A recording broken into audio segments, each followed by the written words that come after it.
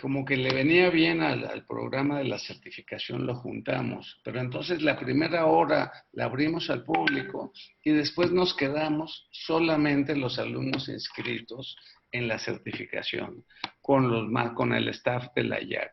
Entonces ahorita lo que están viendo es alumnos de la IAC que son candidatos al máster y candidatos al grado de coach internacional, pero también tenemos muchos invitados a los que les damos la bienvenida. Ya pues cada vez se van sumando más y estos invitados pues no, qué bueno que están hoy aquí, pero la invitación es a que nos acompañen en las siguientes sesiones. Entonces a mí me gustaría presentarles los programas que tenemos, que son estos que están en pantalla. Sí, sí se ven, ¿verdad? ¿Mi vida? Sí se ve, Enrique. Sí, sí se ve. Las siguientes partes del programa. Vean, estos son el programa especial por cuarentena, que lo abrimos al público y aquí es cuando ya íbamos a hacerlo en Facebook Live, pero bueno, ahorita lo hago. Y podemos invitar a nuestros amigos, a nuestra familia. Está dirigido a un gran público, no alumnos de la certificación, sino a un gran público. Entonces, estas personas que ven aquí nos llamamos de cariño los disruptivos. Y somos disruptivos porque somos exalumnos de la IAC o profesores o miembros del staff que el año pasado, por ahí de agosto, septiembre, decidimos conformarnos en una red, en un networking que finalmente le llamamos Disruptivo 2020. Y este Disruptivo 2020, una de las primeras tareas fue escribir un libro y el propósito era hacer una propuesta metodológica de temas que le podrían ayudar al desarrollo de la persona y al desarrollo del líder en una época absolutamente destructiva, no, inédita para la humanidad. Eso pensábamos en septiembre, que ya lo que estábamos viviendo era absolutamente destructivo. El presidente en México, el presidente en El Salvador, Mr. Trump, esto que está pasando en Inglaterra, ¿no? ¿Cómo se llama? Mi vida, El Brexit. Brexit. El Brexit. O sea, todo esto que está viviendo la humanidad ya de por sí nos parecía disruptivo. El libro se publicó, o sea, llegó a la bodega de la IAC el día 18 de marzo, porque el 19 de marzo teníamos la presentación en vivo en Casalán. Pero ahí pues nos cambió todo, nos cambió toda la jugada, todo el plan de roadshow que teníamos para la presentación del libro pues, se vino abajo. Pues no como una desgracia, una frustración, sino como una oportunidad de qué me trae la vida ahora, ¿no? Con esta cuarentena. Entonces nos juntamos los disruptivos y dijimos, oye, pues vamos a hacer algo por la comunidad, ¿no? Yo creo que si el mundo necesita de los disruptivos, más que un libro, es nuestro talento, nuestra inteligencia, nuestro mastering en manejar asuntos disruptivos. Entonces, ya hemos hecho 5 o 6 conferencias las semanas anteriores. Más bien, ya cerramos un ciclo con 11 de los disruptivos y ahora abrimos otro ciclo de 11 disruptivos. Ya estuvo con nosotros, que aquí estaba presente, ya estuvo Legario, ya estuvo Loni, ya estuvo Gustavo, ¿no? Y aquí en esta lámina estoy presentando a 8 de los que siguen, ¿no? Después vendrá Leticia Recinos, Tony Pacheco, ¿no? Denise, que son los que estoy viendo ahorita en la pantalla, ¿no? Pero ahí están los próximos. Esto que empieza a las 8 de la noche y termina 8:45, si es que el conductor no se toma más tiempo del debido, como lo estoy haciendo yo. Entonces, por ahí a las 9, pues despedimos a nuestros invitados y nos quedamos los alumnos a ver el tema del día, de la certificación del plan, ¿no? Entonces, pues ahí está, es muy recomendable lo que están viendo aquí. Hoy Orlando Clua. Le voy a pedir a los que lo conocen que lo presenten, porque yo ya lo he presentado muchas veces, pero yo creo que Lonnie lo conoce bien. Déjame ver. Denny puede No, presentar. yo Denise, quiero presentarle. tú Pido quieres presentarle. presentar. Ok, entonces, pues, todos haremos algo para presentar. Ahí está Silvia Dávalos también. Entonces, a lo mejor a ti te doy la palabra para que empieces, Silvia. ¿Te parece? Y bueno, las sesiones que siguen, bueno, Orlando es el decano, es el dean de la Universidad de Anáhuac y de muchos de nosotros. Nos ha tocado nuestras vidas, nuestro corazón, nuestra vocación, ¿no? Entonces, pero los que siguen también son muy buenos. Eduardo Almada, de primera, Susana López, la misma Silvia Dávalos, que va a hacer la presentación ahorita de Orlando, Sebastián, en fin, Natalia Camacho, Nil Camacho, que no son hermanos, pero creo que primos.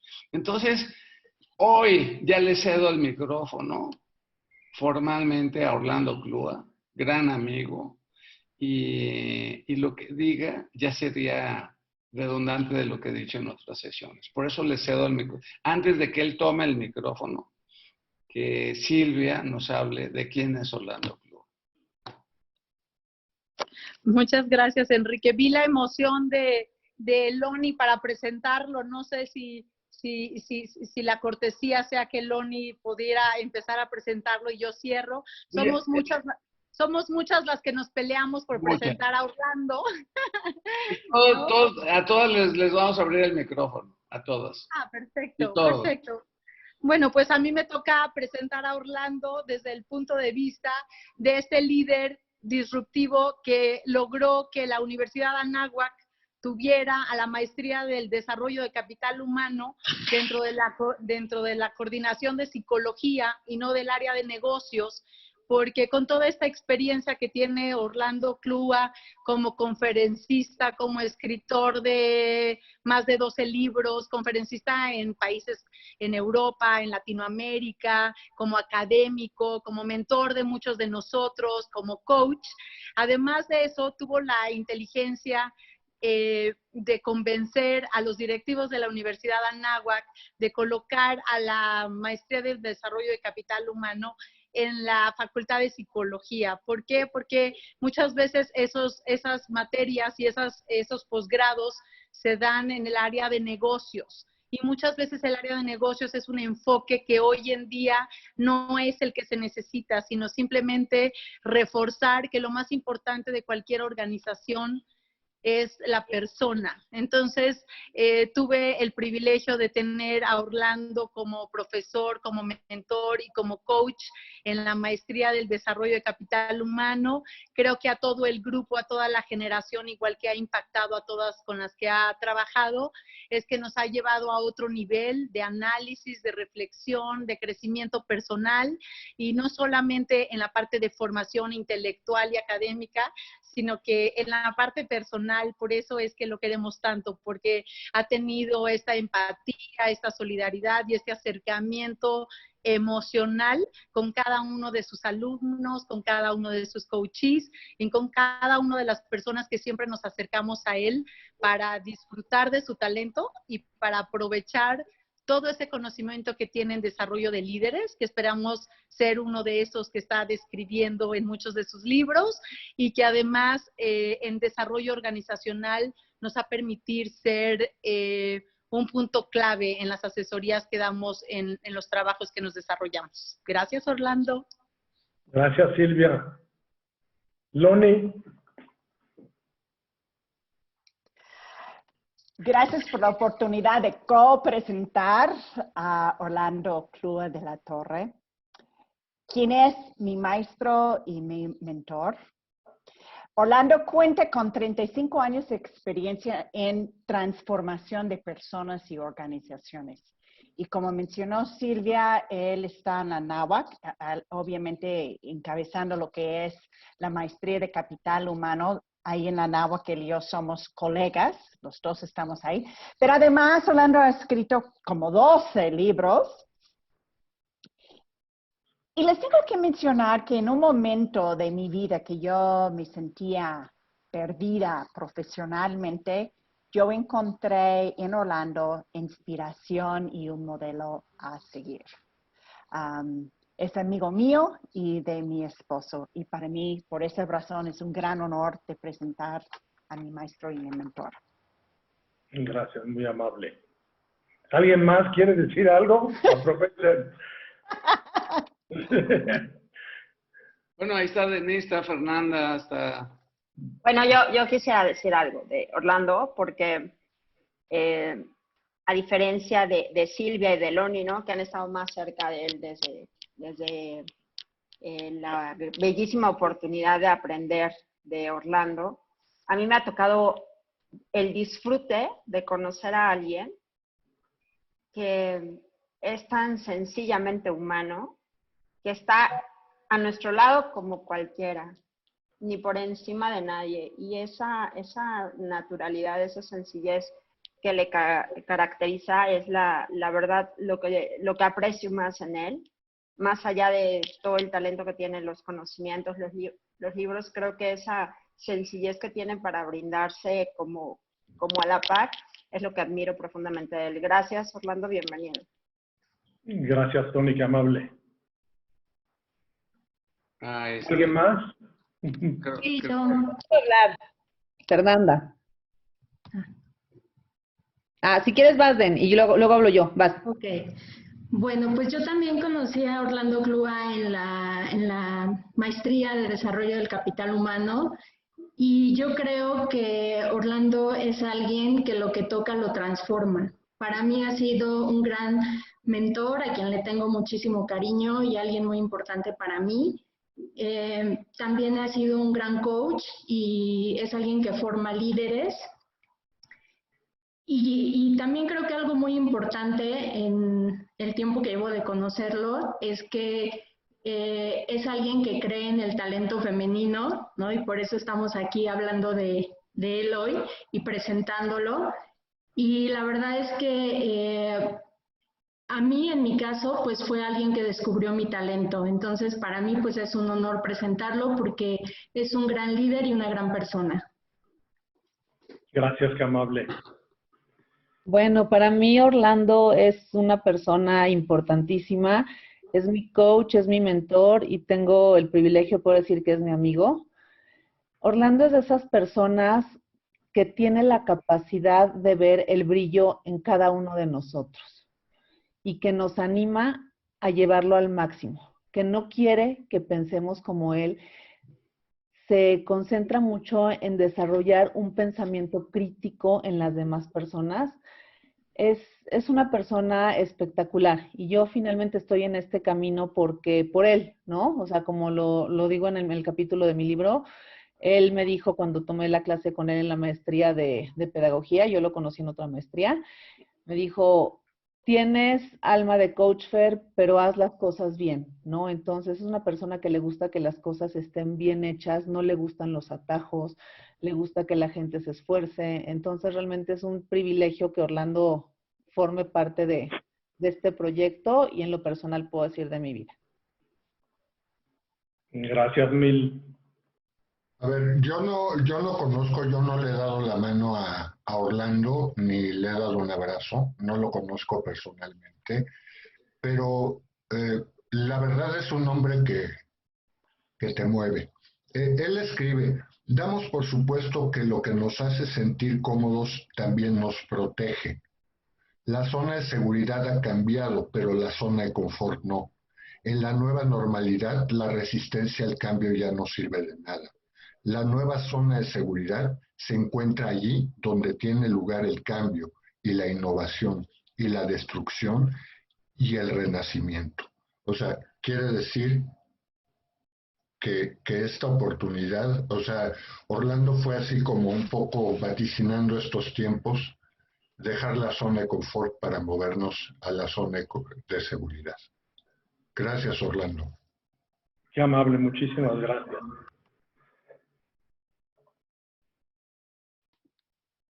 ¿Listo, Enrique?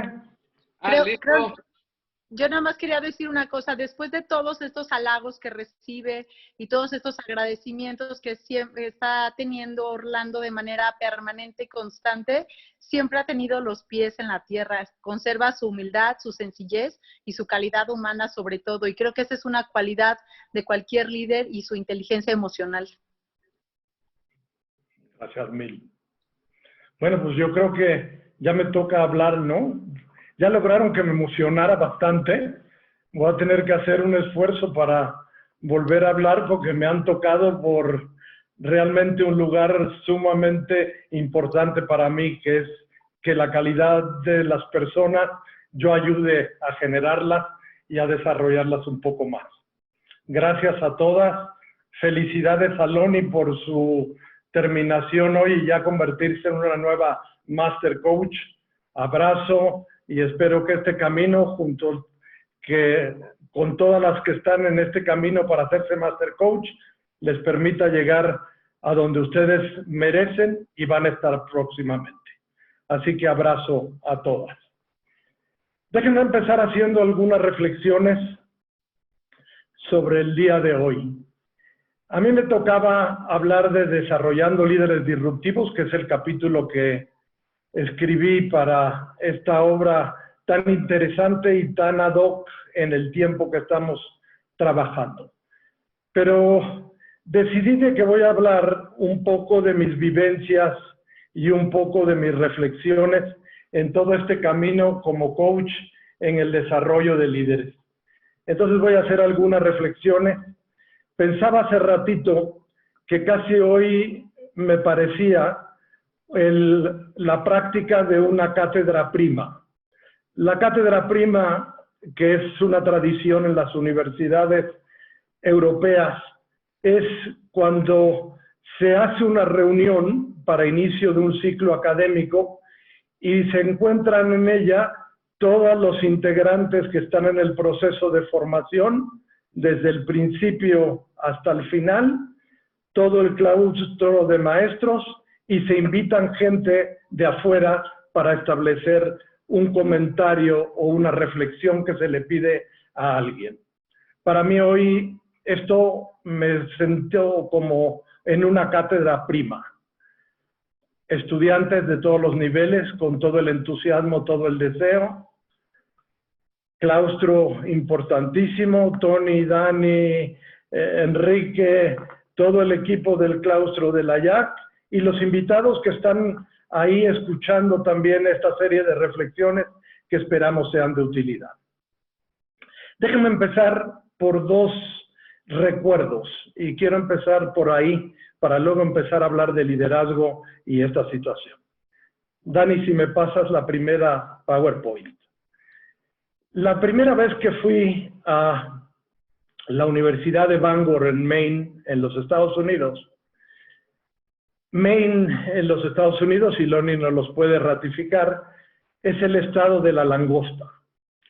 Y el estado de la langosta se caracteriza por eso, por las langostas. Cuando yo fui a la Universidad de Bangor a hablar a la Facultad de Psicología, una universidad que maneja una cantidad importante de estudiantes y de maestros de diferentes niveles, aprendí a comer langosta y a disfrutar la langosta. Y aprendí algo que no se me olvida, y miren que esto ya tiene bastantes años que fui a Bangor, y cada vez que tengo una posibilidad o algo por allá, voy rápidamente a Bangor para comer y disfrutar la langosta. Pero la primera vez que fui y me comí una langosta termidor, pues me platicaron de lo que era la langosta, que yo no tenía muy claro lo que era la langosta. La langosta es un animal que está en el mar y que, como se ve en esa gráfica que está ahí, tiene una parte fuerte afuera que lo defiende y tiene una parte sumamente suave y sensible, que es lo que la hace un plato delicioso. De hecho, cuando uno come langosta, tiene que empezar a quitar la parte esta del carapazón y de la protección de la langosta para disfrutar su parte agradable, que es la que se come. Y la langosta tiene una historia muy interesante. que siempre me recuerdo en ella, sobre todo en estos momentos que son momentos de paréntesis, como le llamo yo. Siempre digo que en la gramática uno está escribiendo, pero en un determinado momento uno abre un paréntesis para precisar algo, lo precisa, lo cierra y sigue escribiendo. Y la langosta tiene su momento de paréntesis. La langosta, cuando empieza a crecer, se empieza a lastimar por su crecimiento interno. La parte de afuera es poco flexible, es casi que un escudo frente a la realidad, y la langosta empieza a crecer por dentro y tiene que tomarse un tiempo para irse en un momento de paréntesis, por llamarlo otra vez de esa forma, que dura 15 días para soltar todo ese carapazón viejo y dar tiempo que entre el carapazón nuevo. Este esquema de la langosta me parece siempre interesante. Esto pasa en la langosta una vez por año. Y yo creo que las organizaciones, las personas y los líderes tendrían que pensar siempre en el concepto de la langosta. Hay que tomarse un tiempo. Ahora esta situación actual nos ha llevado a un momento de paréntesis para poder analizar y precisar cosas, y de esto voy a hacer un comentario en la medida que vaya avanzando, para poder soltar un poco de todo el carapazón viejo, sobre todo si hemos crecido, y empezar a tener un carapazón de acuerdo al crecimiento y al desarrollo. Esa es la historia de la langosta. Y la historia de la langosta, pues es algo para pensar y reflexionar como persona, como líder y como organización, que es la temática del libro que estamos proponiendo en estos últimos tiempos. Por lo tanto, recuérdense de la langosta siempre. Tiempo para precisar, tiempo para quitar todo lo duro que traemos, producto de un crecimiento interno. Y cuando uno empieza a crecer internamente, tiene que empezar a cambiar las cosas externas a él.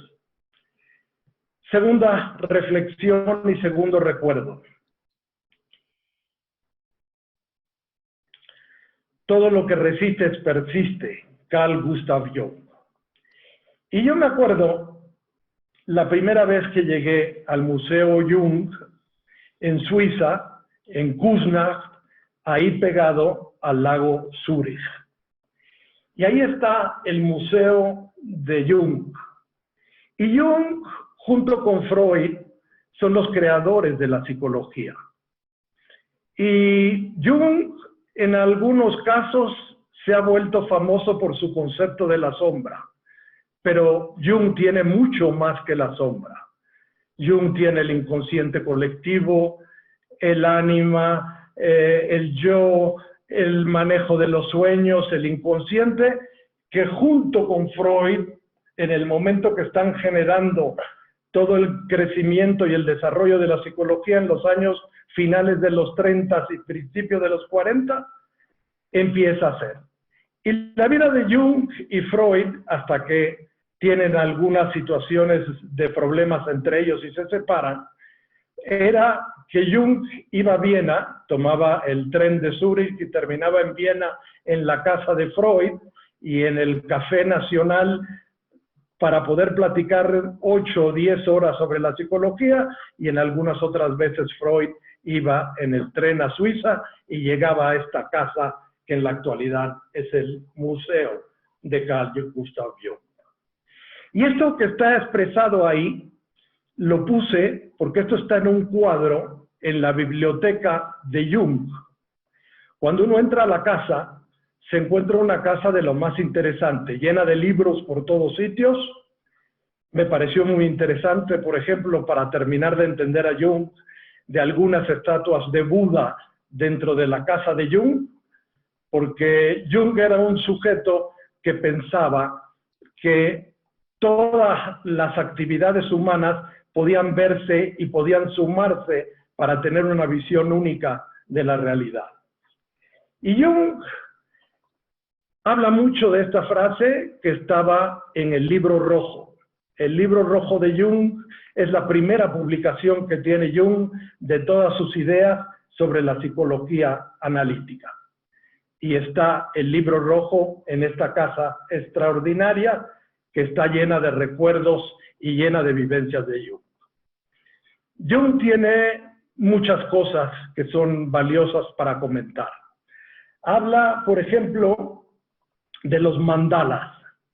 Y el mandala es el círculo, que es otra vez tomado de la parte asiática y de la religión asiática, el círculo, y tiene una gran escultura en su parte de afuera, en el jardín, que está un mandala de Jung, donde está el hombre, y todo su alrededor está lleno de situaciones de ambiente. Hay dioses, hay problemas, hay situaciones ahí, y esto es el mandala que está en la casa de Jung. Y Jung, en este esquema, básicamente lo que decía es que hay que centrarse, hay que sanar y hay que crecer. Y ese es el mandala primero que habla Jung. Y esta situación de centrarse me parece un elemento importante para todos aquellos que queremos colaborar en el desarrollo de personas y ayudar en la transformación de las personas. Centrarse uno. Enrique decía hace rato que en todo este camino que se va a recorrer en este segundo módulo, la parte del líder y su situación interna y su autogestión sigue siendo muy importante. Pero centrarse, sanar y crecer. En cuanto a la sanación que habla Jung, y esto se ve ahí en la casa y hay muchas cosas que podría hablar, porque podría tomarme los 45 minutos de hablar de la casa de Jung, pero quiero hablar de muchas otras cosas. Jung habla en el libro rojo del concepto de traumas, y es uno de los que maneja esa situación de ahí. Traumas. Y trauma es una etimología griega que quiere decir heridas.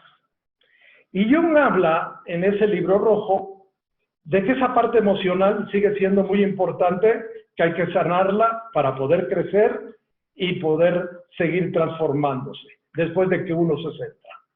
Y Jung hablaba de que obviamente había tres tipos de heridas que generaban los traumas. La primera son las heridas abiertas, que siguen sangrando dentro de nosotros. Y ese concepto de heridas abiertas me parece un punto interesantísimo que hay que manejarlo cuando se quiere uno centrar para poder sanar y crecer. Heridas abiertas. Círculos que no se han cerrado, situaciones que no hemos trabajado y que nos siguen afectando en el comportamiento y en la conducta. Era el primer tipo de herida emocional que hablaba Jung en el libro rojo. La segunda son heridas en proceso de cicatrización. Todavía no están terminadas de cicatrizar y si de hecho no están bien cicatrizadas, se pueden abrir y empezar a sangrar otra vez.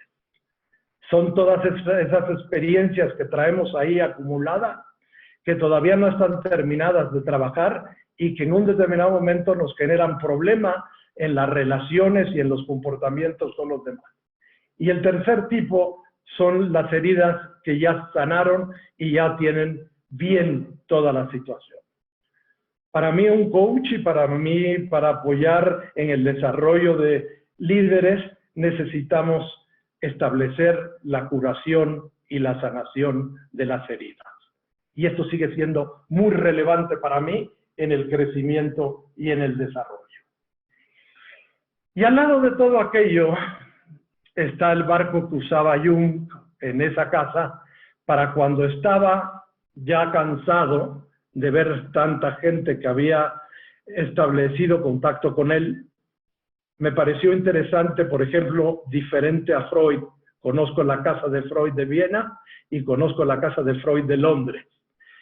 Y mientras que Freud manejaba a la gente en su sentido psicoanalítico en un diván, Jung platicaba con las personas sentados en la biblioteca en una forma agradable, empática y de contacto continuo en cada uno de ellos.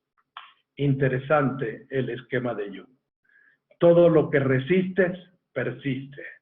Necesitamos centrarnos para abrirnos, para poder sanar, para poder crecer y podernos transformar según el modelo junguiano. De esta frase, Jung y Freud generan todo lo que son mecanismos de defensa. Y los mecanismos de defensa, ¿se acuerdan ustedes? Que son todas esas formas de comportarnos y de reaccionar para evitar angustia y ansiedad. Y esto es un tema interesantísimo en el análisis, interesantísimo en la psicología analítica junguiana y en la de Freud. ¿Cómo manejo los mecanismos de defensa? Y el mecanismo de defensa, que es esta forma que hemos aprendido a través de nuestra vida para bajar la ansiedad, y que hay una lista de 22 mecanismos de defensa que son los que ellos plantean, siempre hay tres importantes, según ellos, los tres de todo este elemento. Primero, negación, que es decir, no está pasando nada. Segundo, fantasía, que es empezar a darle una serie de manejo frente a la situación que no me permite tener realidad. Y el tercero es la represión, que es no poder desarrollar y establecer y comunicar lo que estoy sintiendo en ese momento. Por lo tanto, todo lo que resistes persiste. Apertura para poder centrarse, apertura para poder sanar y apertura para poder crecer. Estos son dos recuerdos importantes, pero yo quiero hablar un poco de las organizaciones.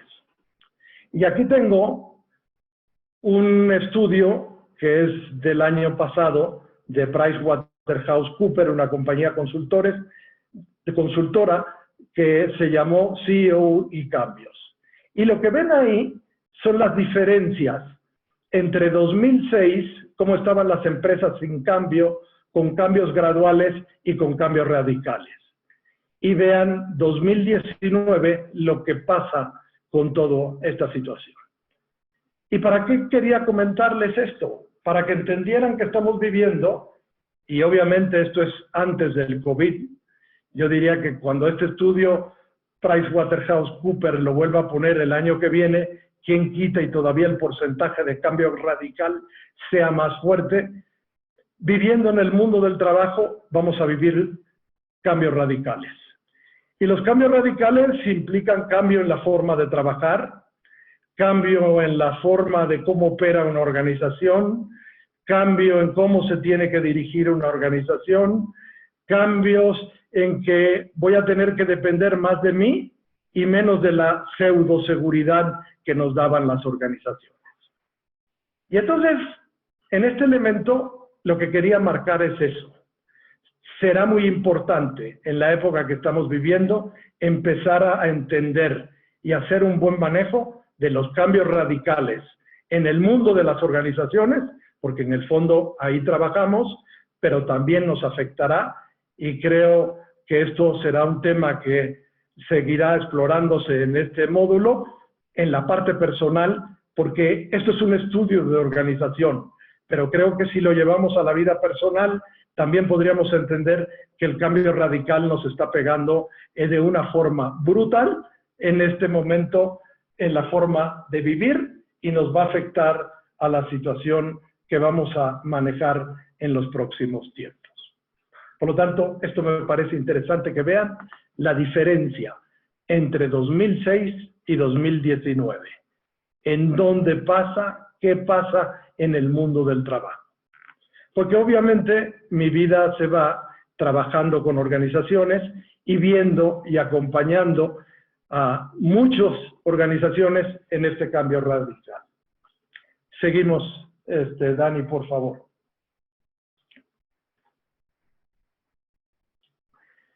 Aquí puse un chart, si lo completas todo, por favor, de lo que es el nuevo mundo, del mundo del ayer, las características, y este sigue siendo un tema que sigue siendo importante, lo puedes llenar las dos para poder avanzar rápido con todo esto. El mundo del ayer y el mundo de hoy. Y hoy me quiero meter mucho en que tomemos conciencia en que este mundo de la parte izquierda es el mundo que se va quedando atrás. Yo pienso que después de este proceso que estamos viviendo, todavía el mundo del ayer en la organización seguirá feneciendo y entrando en un proceso de coma que tendrá que ocurrirle en los próximos años. Y obviamente nos vamos a caer mucho en el aspecto del mundo del hoy. Y yo les diría que para mí hay dos temas muy interesantes en eso.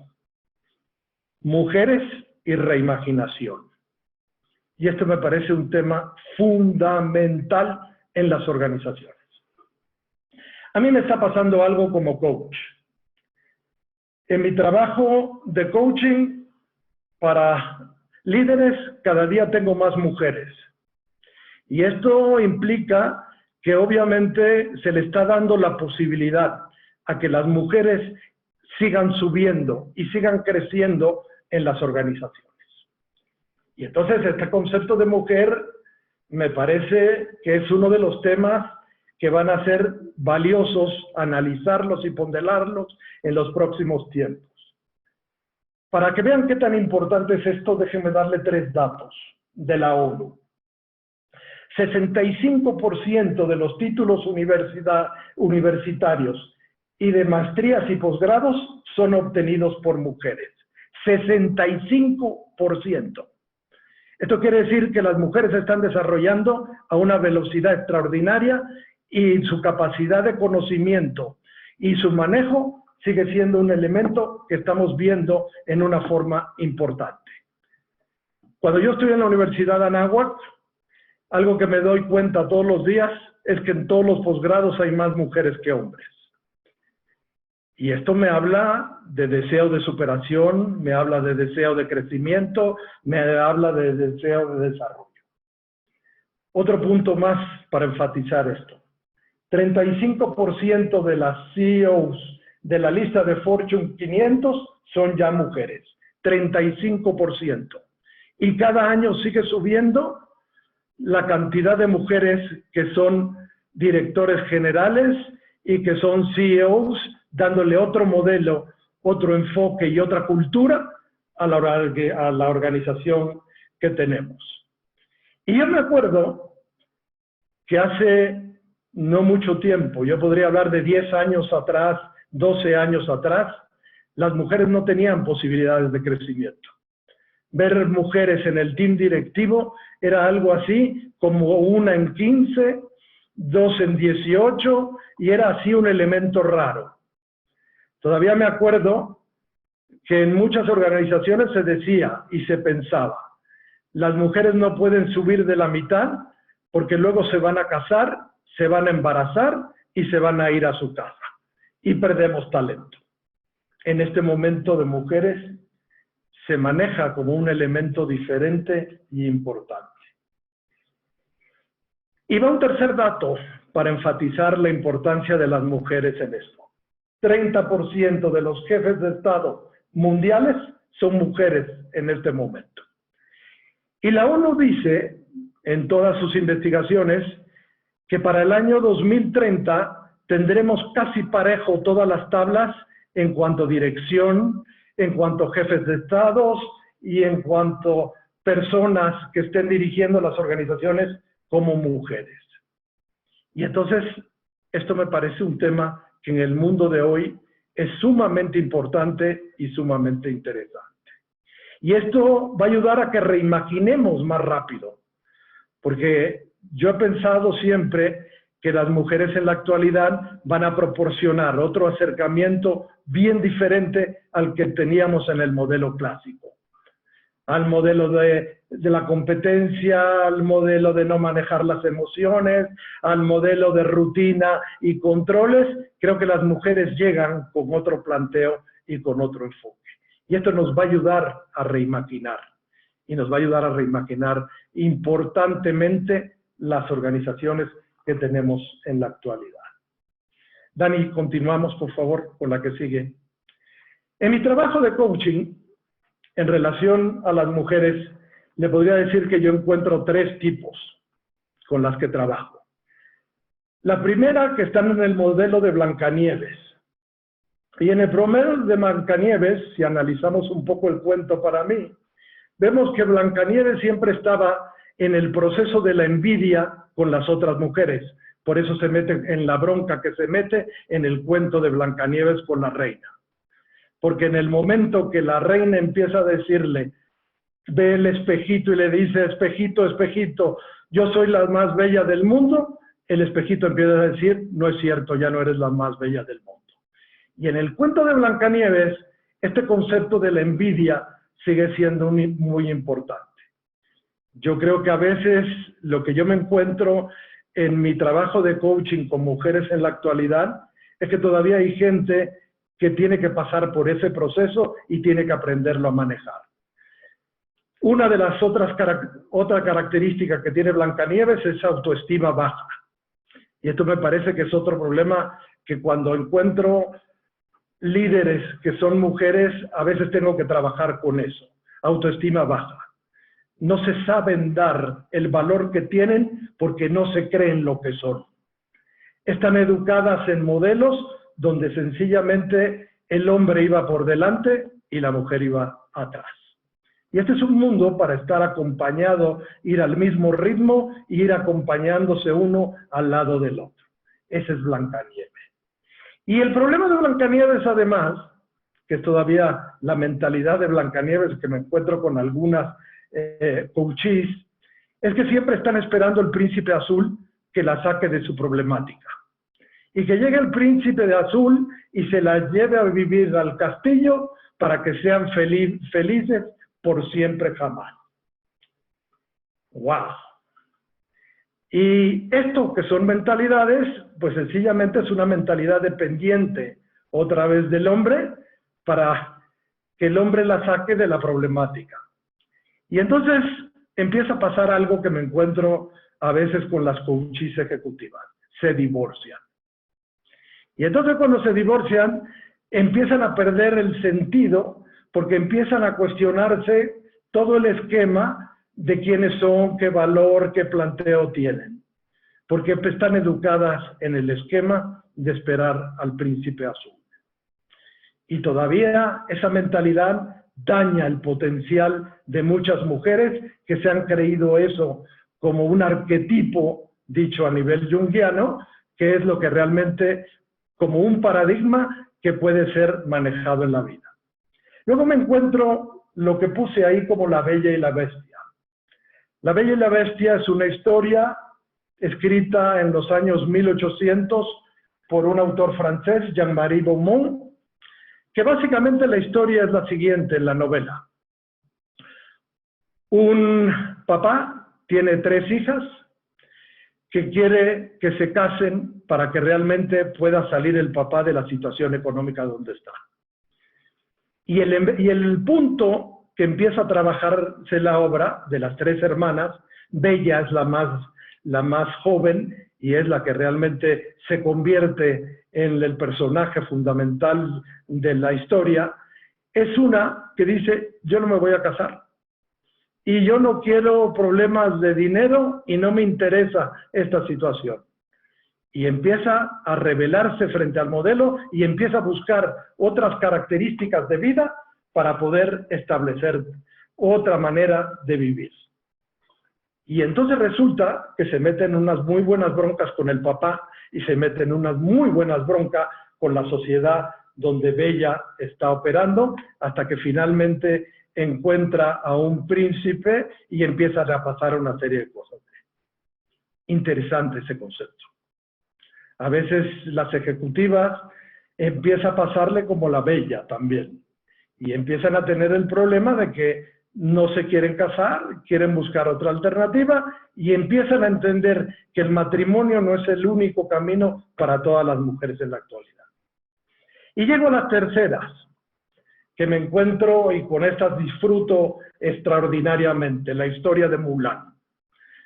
Mulan es una historia china de una mujer que para defender a su papá y a su reino empieza a desarrollar una serie de habilidades para pelearse contra los hunos. Acuérdense que los hunos en la época de la historia estaba Atila y todos los grandes guerreros. Y Mulan se convierte en una mujer guerrera, tan buena como cualquiera, practica, desarrolla, se entrena para ser una guerrera, empoderada porque empieza a darse cuenta de que en su consejo que le da el dragón y un grillo, que son sus dos grandes mentores y coaches, empieza a darse cuenta que tiene muchas cosas para poder lograr y empieza a tener libertad de opción. Y esto que he puesto aquí muy brevemente es muchas de las cosas que me encuentro con toda esta causa de mujeres que están siendo directoras en estos momentos. Afortunadamente encuentro mucho en la generación joven ya el concepto de Mulan, ya el concepto de una guerrera empoderada y con capacidad de generarse ella opciones. Y creo que esto le da un impulso brutal a las organizaciones. Continuamos, Dani. Era solamente una reflexión sobre las mujeres. Aquí tienen otra reflexión que me pareció importante porque es una reflexión que me gusta mucho. Eso que ven ustedes a la izquierda es el letrero de la entrada de Facebook. Y Facebook, desde hace algunos años, tiene oficinas nuevas porque Mark Zuckerberg pensó que Facebook ya estaba en el momento de tener nuevas oficinas. Y entonces consiguió unas oficinas primera de primera, las remodeló y hizo una maravilla de Facebook. Y esta es en la parte de la izquierda, es cómo se ve el cartel hacia afuera. Pero la parte detrás del cartel, y esto es lo que me parece importante como reflexión en este esquema del mundo de hoy frente al mundo del ayer, y esta serie de cambios radicales que estamos viendo en esta época, dice eso que está ahí. Son Microsystems. Y son Microsystems, que fue la compañía que Zuckerberg le compró el edificio a un precio ridículo para remodelar todo esto. Fue una compañía que fue extraordinaria por 10 años en el mundo de los sistemas y que después de 10 años desapareció. Y Zuckerberg le han preguntado en todas las entrevistas que va, porque esto es algo que a toda la gente le hace pensar mucho, por qué un lado bonito y por qué dejar atrás esta situación de la huella de Sun Microsystems, que era que estaba ahí. ¿Por qué la dejó? ¿Por qué no quitaste eso? Le preguntan a Mark.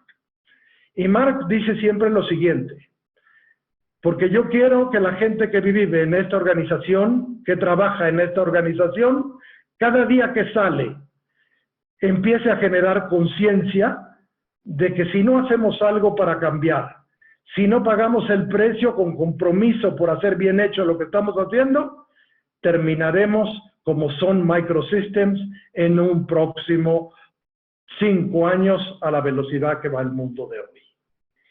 Y este concepto me parece un concepto fundamental en el liderazgo. Me pregunto todos los días en esta época de paréntesis en la vida de cada uno de nosotros, si nuestros líderes estarán generando como la langosta un proceso de transformación, o si nuestros líderes, a la hora que empecemos otra vez la nueva normalidad, llámese junio, llámese julio, seguirán con los mismos modelos con los que se fueron a este elemento de la pandemia desde el mes de marzo. Porque esto me parece una prueba fehaciente de que nuestros líderes tienen que empezar a entender este proceso de reimaginar, de compromiso, de evaluación de resultados, de cambios y de transformación, creando una cultura que ayude a que la gente se embolete con pasión en el trabajo. Y uno se da cuenta, cuando habla con muchas personas, que a veces la gente ve el trabajo como un mal necesario. Aquí hay otra acetato que me pareció importante. El liderazgo es lograr que las cosas sucedan. Y esta para mí es una extraordinaria definición de liderazgo. Déjenme darle un pequeño ejemplo porque estoy consciente de que quiero terminar a tiempo para que Enrique pueda continuar con la sesión, y si tengo tiempo de comentar o si alguien quiere preguntar algo, lo puede hacer. Déjenme hablarles de un recuerdo. 5 de junio de 1944. El 5 de junio de 1944 es el día de la invasión de Normandía por todas las fuerzas aliadas para vencer el Tercer Reich en ese momento. Fue el inicio de la Segunda Guerra Mundial. Y hay un recuerdo que desde que lo leí en las historias sobre la Segunda Guerra Mundial me pareció sumamente interesante. Ese día desembarcaron en las costas de Francia 150.000 soldados aliados, más o menos la mitad de estadounidenses y la mitad de canadienses junto con los ingleses. Era como un poquito más los ingleses y los canadienses que los norteamericanos. 150.000. Y hay un hecho que me parece muy importante para empezar a platicar esto sobre el liderazgo, que es el trabajo de cualquier coach. A la hora que iban a saltar y a irse a las playas, Bernard Montgomery, que era el mariscal de campo inglés y de los canadienses, se le ocurrió que era buen momento para hacer una arenga, agarró el radio para todos los barcos que iban, se conectaron en los radios y hizo un extraordinario discurso para las tropas aliadas inglesas y canadienses sobre la importancia de la guerra, por qué había que ganar la guerra y los valores que se estaban jugando. Yo les diría que Montgomery, en la Segunda Guerra Mundial, este mariscal de campo inglés, extraordinario estratega, extraordinario general, una gente sumamente talentosa, pero una gente que a la hora que había que manejar emociones era bastante malo con ella. Y entonces se le ocurrió que había que hacer un discurso de eso. Empezó la invasión. Dwight Eisenhower era el general que estaba comandando las tropas aliadas. Y frente al discurso de Montgomery, les dijo, nos vemos en la playa. Eso fue todo lo que dijo. Se subió en una de las lanchas de la invasión y se pasó 3 días en el frente de la playa de Normandía, por donde se atacó, estando al lado de los soldados, apoyando a los soldados y animando a los soldados para que pudieran empezar su campaña en la Segunda Guerra Mundial. La gran reflexión de todo esto es que si hubo alguien que se convirtió en líder desde el primer día de la Segunda Guerra Mundial, fue Dwight Eisenhower. Y el discurso de Montgomery, poca gente lo recuerda. Recuerdan sus logros cuando le gana a Rommel en el desierto con los tanques, pero nadie recuerda nada más. Eisenhower es recordado porque estaba cercano en la playa a todas las tropas que estaban atacando. Y para mí sigue siendo importante que en un momento como el que estamos viviendo ahora, y esto es algo que digo en forma reiterada porque me parece sumamente relevante, es saber si nuestros líderes están cercanos a las tropas. Y cuando terminaron los 3 días, Eisenhower dijo lo siguiente: el frente es el lugar decisivo para poder lograr resultados. El frente es el lugar decisivo para poder dirigir con resultados.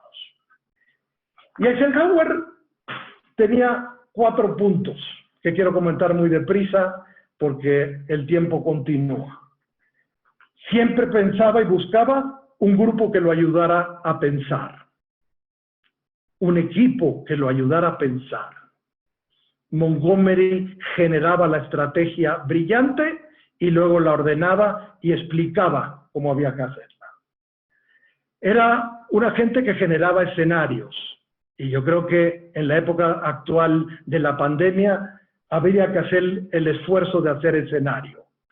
qué puede pasar, qué es lo peor escenario, uno intermedio y un escenario optimista para entender la realidad. Freud otra vez decía que la gente madura cuando tiene contacto con la realidad y la procesa inteligentemente. En el momento que se niega la realidad, se fantasía con la realidad o no se maneja bien la realidad, tenemos muchos problemas. Segundo punto, generar escenario. Tercero, decidir qué hacer y cuándo hacerlo. Y Eisenhower decía que había que tener capacidad de acción y capacidad de paciencia, porque había que buscar los momentos estratégicos para hacer las acciones.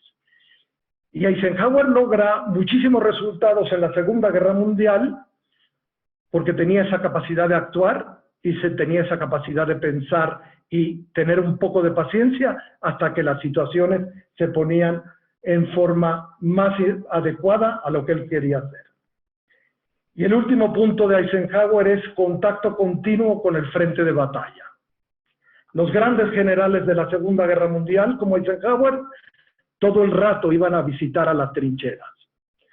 Y realmente, para mí sigue siendo interesante que las compañías que yo veo, y esto es algo que hablo mucho con los directores cuando los estoy coachando, está diseñada para que los puestos de dirección no tengan contacto con nadie. Tienen estacionamiento especial, elevador especial, comedor especial y trabajo especial. Y el problema es que a veces se meten en la fantasía del 20 piso, del piso 20, del piso 21, del piso 23, y se les olvida el frente de batalla. Qué importante es que un líder, un director, baje y oiga a su equipo, el último nivel del equipo. ¿Qué está pasando? ¿Qué está sintiendo? ¿Cómo se está manejando? Y esta es una práctica que sigue siendo valiosa en el liderazgo en cualquier momento, y yo diría que en las crisis, 100% mayor.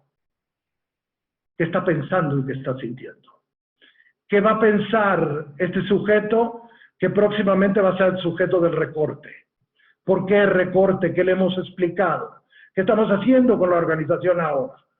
¿Cómo le vamos a bajar el salario 20%, 30% sin haber hecho un trabajo de sensibilización? Y se va la orden y se aplica. Interesante. Tengo una definición de liderazgo, ahí la que sigue, Enrique. Para mí el liderazgo es capacidad de convertir una visión en realidad con la cooperación de los seguidores, de los pares y del superior. Y esto para mí es parte del trabajo. ¿Cómo le hago para lograr sinergia con la gente que está a mi nivel? ¿Cómo le hago para generar sinergia y compromiso con los que me reportan a mí? ¿Y cómo le hago para hacer entender a la gente que reporto lo que está pasando en la realidad? En este momento, del momento de paréntesis, Netflix nos brinda muchas cosas interesantes. No sé si hayan visto en Netflix, que se estrenó hace un par de días, El último baile, que es la historia de los 14 años de Jordan en los Chicago Bulls. Y cuando uno ve ese documental, 2 episodios de 50 minutos, que empieza a darse cuenta de lo que era el trabajo de un extraordinario líder, que era el entrenador de Chicago, Phil Jackson, contra el problema y el enfoque del gerente general, que era Jerry Krause, y empieza a ver toda esta serie de situaciones y el trabajo que tiene que hacer Jordan para influir, y el trabajo que tiene que hacer Jordan para integrar a un equipo de personas totalmente diferentes, y gente tan difícil como Dennis Rodman, un jugador individualista, complicado, enojón, pero que realmente era muy importante en todo el esquema cuando empezaba a manejarse en toda esta situación. Esa es la historia del último baile. Como si quieren ver algo de mujeres, y se me olvidó mencionarlo, pero lo aprovecho ahora en Netflix, y quieren ver a una mujer en el proceso de empoderamiento guerreando y buscando opciones, vean la historia poco ortodoxo, que es una rebeldía de una mujer frente a un sistema opresivo en base a una serie de situaciones. Y ahí les dejo un par de tareas para ver muy, muy interesantes. Convertir una visión en realidad buscando cooperación. Y usted tiene que empezar a entender que en el trabajo hay que buscar contacto con el superior, buscar contacto con sus pares y buscar contacto con sus seguidores y aplicar algún estilo que valga la pena. Seguimos, por favor, Dani, que ya estamos llegando al final para poder terminar a tiempo. Urge crear líderes a través de 3 transformaciones. Transformación cognitiva, que empiecen a pensar diferente. Transformación conductual, que empiecen a actuar diferente. Y transformación emocional, que empiecen a reaccionar diferente, producto de su autogestión. Y este es el trabajo que yo creo que tenemos que hacer como coaches y es donde yo me la paso todo el rato trabajando. Cuando usted tiene una evaluación 360 de las personas, entiende por dónde está el problema del líder con que va a tener que trabajar y empieza a darse cuenta si es cognitivo, conductual, emocional, 2 de 3, 1 de 3 o 3 de 3. Y entonces va a poder manejar toda esta serie de cosas. Rápidamente para poder ya entrar al final. En el año 2006 estaba yo trabajando con Polygram Records. Me pasé 6 años de mi vida como coach en el mundo del disco y de la música. Y en el año 2006 me tocó estar en el Vértigo Tour en el Estadio Azteca con Bono y U2. Si hay alguien que no sepa qué es Bono y U2, yo le diría que es el grupo que ha tenido una carrera exitosísima como grupo y que además se ha dedicado a hacer actividades sociales, políticas, sumamente relevantes para beneficio de la humanidad. Y me tocó platicar con Bono 1 hora. El director con que yo trabajaba me dijo: Orlando, tenemos 1 hora y yo quiero oír la historia de Bono. Le dije: a mí me parece extraordinaria de Bono. Como su inglés no era 100% y el mío sí, empezamos a que yo hiciera preguntas. Aproveché para oír la historia de Bono. Bono, en primer lugar, se llama Paul Hewson. Y la palabra Bono viene de que ellos pasaban todos los días por una tienda que se llama Bono Box en Dublín. Y Bono Box quería decir buena voz en latín. Y de ahí él pensó que era tan importante empezar a ponerse Bono. Y se le quedó Bono para el resto de la vida. Debo de decirle que Bono fue nombrado en el 2005 el personaje del año por la revista Time. Y Bono ha ayudado con su compañía One, que sigue existiendo ahora, que la sigue dirigiendo en una forma extraordinaria y que le sigue logrando cosas, vencer la apatía mundial en relación al cambio climático, ha conseguido que le quiten la deuda a muchos países para que lo ayuden a poderse desarrollar y crecer, y ha trabajado muchísimo sobre el calentamiento global. Y cuando le pregunté a Bono, oye, ¿y cómo hiciste YouTube? Me dijo: mira, Orlando, siempre pensé que queríamos ser la banda mejor del mundo. Y eso ha implicado que yo esté todo el rato trabajando con mi equipo para decirle por qué tenemos que ser la banda mejor del mundo y por qué tenemos que mejorar todos los días en todas las situaciones. Y así empezamos a lograr todo esto. Y me dijo algo importante, cosa que creo de esa época, y les podría hablar de muchos ejemplos del mundo de la música que me tocó vivir e interactuar con ellos. El talento y la pasión hace la diferencia. Talento y pasión. El talento a veces se tiene. El problema es que si no tenemos líderes que empiecen a desarrollar estos cambios en estas tres cosas, se les acaba la pasión y acaban con la pasión de todo el mundo. Porque cuando el líder genera solamente rutina, acaba con la pasión. La rutina es el asesino serial más importante que tenemos en las organizaciones de la pasión.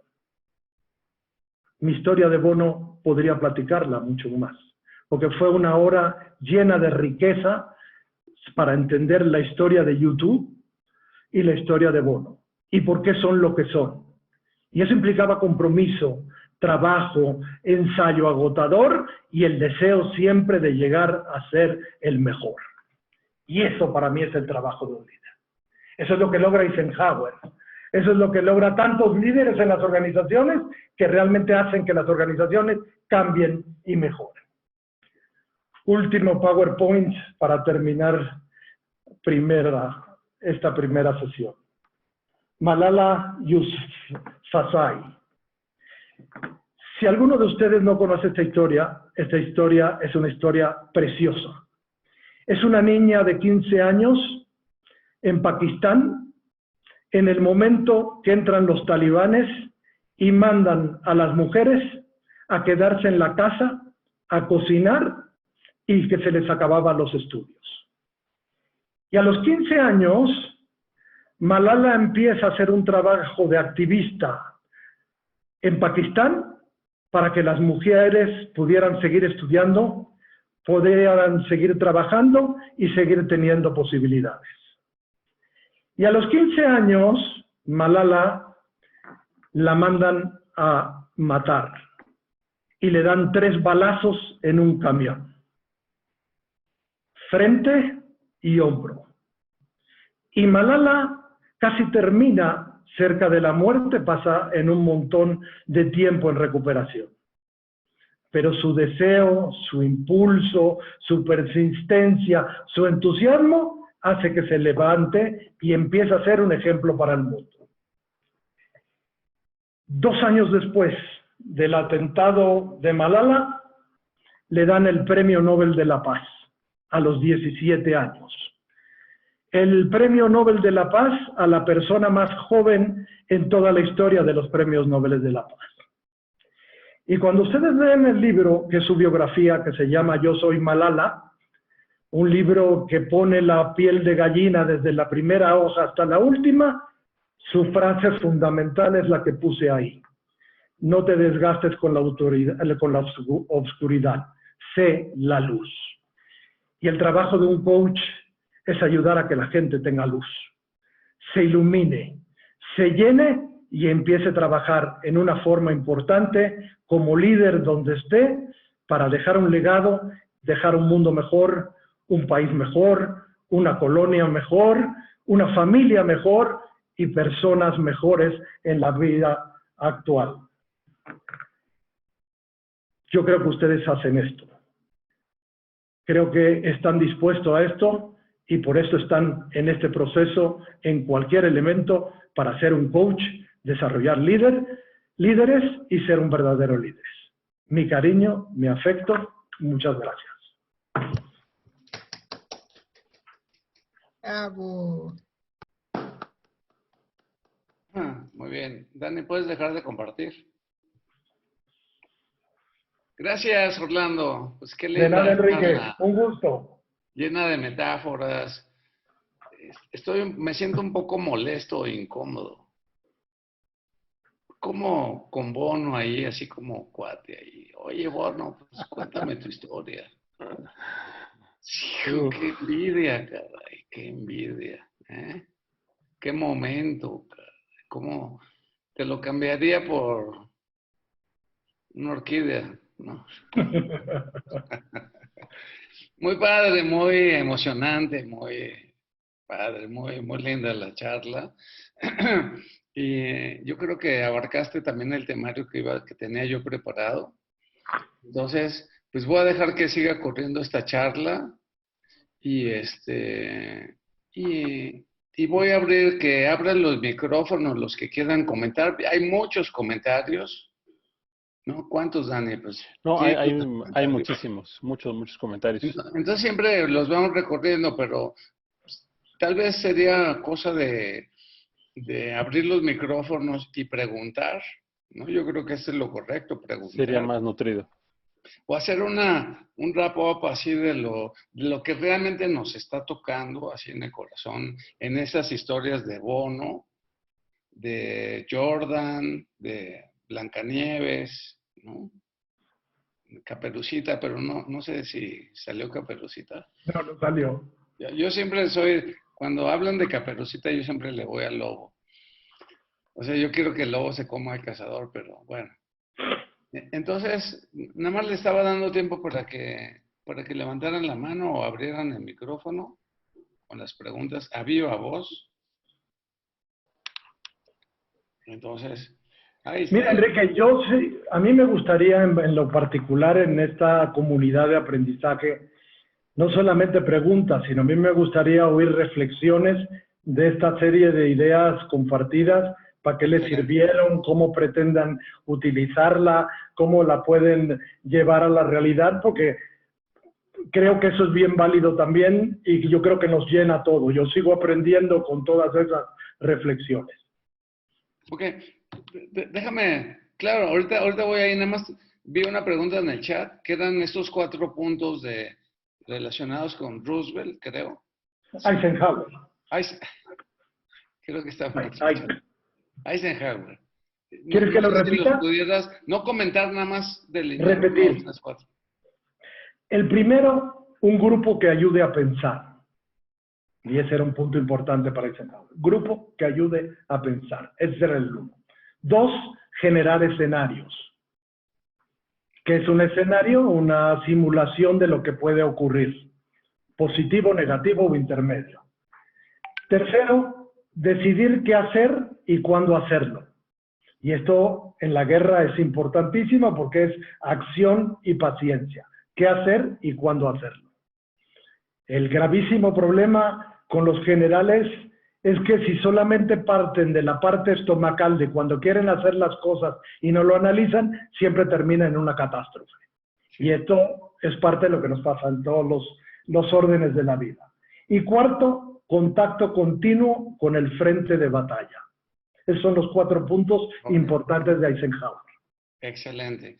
Pues mira, hablas de esa época tan terrible de la humanidad, no muy diferente a la que estamos viviendo ahorita, y ese estado de guerra, ¿no? Que tiene esos 4 pasos, y esa es mi reflexión. A lo mejor habría que pensar cómo aplican en esta, porque no solo es una cuarentena, es una reconfiguración sistémica absoluta, ¿no? Mi propósito, mi plan de vida, mi oferta de valor, o sea, todo cambia. Y yo creo que esos 4 pasos simplifican muchísimo, ¿no? Entonces, pues muy buena aportación para mí, ¿no? Excelente. Lucy quiere hacer una aportación. Lucy, si puedes abrir tu micrófono, por favor.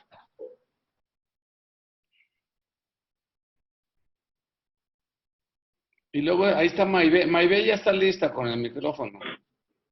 Y ayúdale con el micrófono a Lucy. Sí. A mí me dejó, bueno, muchas gracias, Orlando. De verdad me mueves nuevamente el piso de cómo estamos llevando a cabo las intervenciones. Y algo que me llama mucho la atención y me deja con ruido es que frente a la situación actual hay una tendencia muy fuerte a querer darle énfasis a lo técnico, al conocimiento, a los expertos, y tú has dejado bien claro que en la transformación del liderazgo actualmente necesitamos trabajar no solo el conocimiento, sea con lo cognitivo, sino lo conductual y emocional. Así que me das como base para trabajar planteamientos en el día de mañana. Muchas gracias. Qué amable, gracias. Gracias. Lucy ya tiene abierto el micrófono. ¿Ya? Bueno, para mí este día, ya las personas que me conocen, soy muy emotiva y este día para mí ha sido un día mágico porque tuve la oportunidad de estar con ustedes de estar con Orlando, en el que siempre ha sido aquella persona que te acompaña.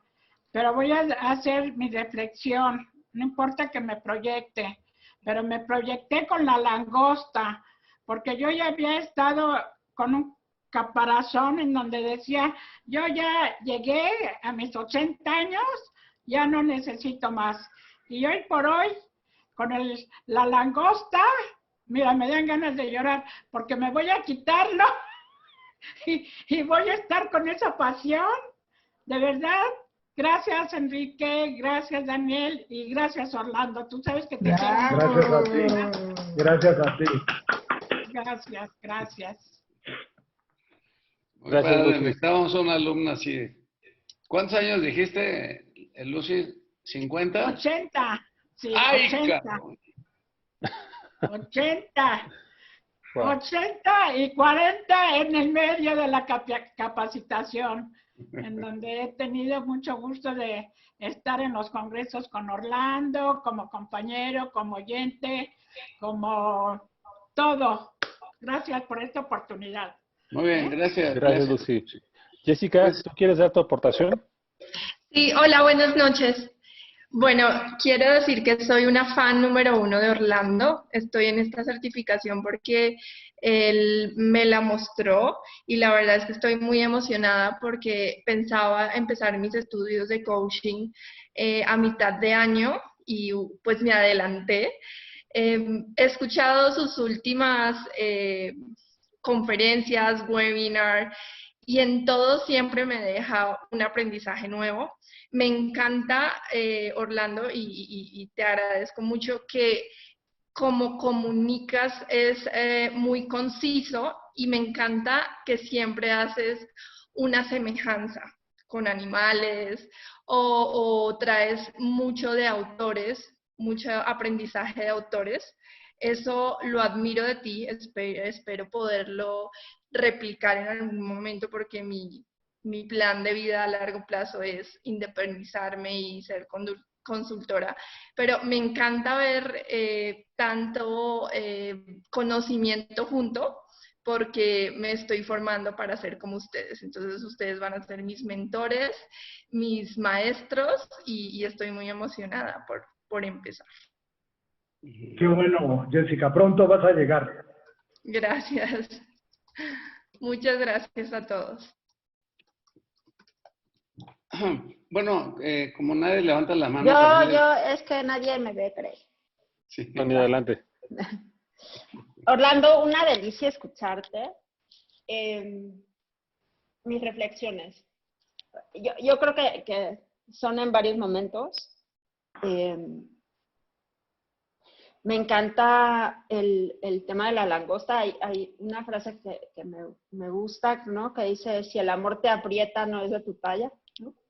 Entonces, Sí. de repente queremos estar en un lugar en donde ya no cabemos, donde nos está apretando y nos está asfixiando. Y creo que un poco es ese, atreverte a quitarte, ¿no? Lo que te está apretando, lo que te está molestando.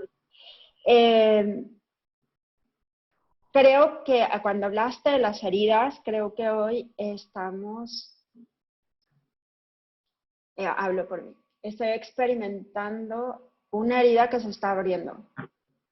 Y una herida que no encuentro todavía en dónde está, ni qué acomodo tendrá, pero también sé que es parte del proceso con lo que está pasando. Tal vez cuando encuentre el lugar se las compartiré. Y cuando nos muestras la imagen de Facebook, antes de que sucediera todo esto de la pandemia, como 3 semanas antes, había pedido que en la empresa trabajan en la fachada, que repellaran la fachada. Y entonces están haciendo ese trabajo, ¿no? Estaban quitando pues lo que no se veía bien y le estaban poniendo ahí como cemento y haciéndola bonita. Pues cuando tú muestras esta imagen, justo eso, o sea, no, salimos de la empresa con una imagen de una empresa que se estaba poniendo bonita, pero que tuvimos que suspender por el tema de la cuarentena. Y me ilusiona regresar a terminarlo, a verlo más bonito, a verlo con color, porque cuando salimos de la empresa se quedó gris, se quedó esfumado. Entonces, cuando tú pones esa imagen, me lleva a pensar que algún día voy a regresar a una mejor empresa. Y sí,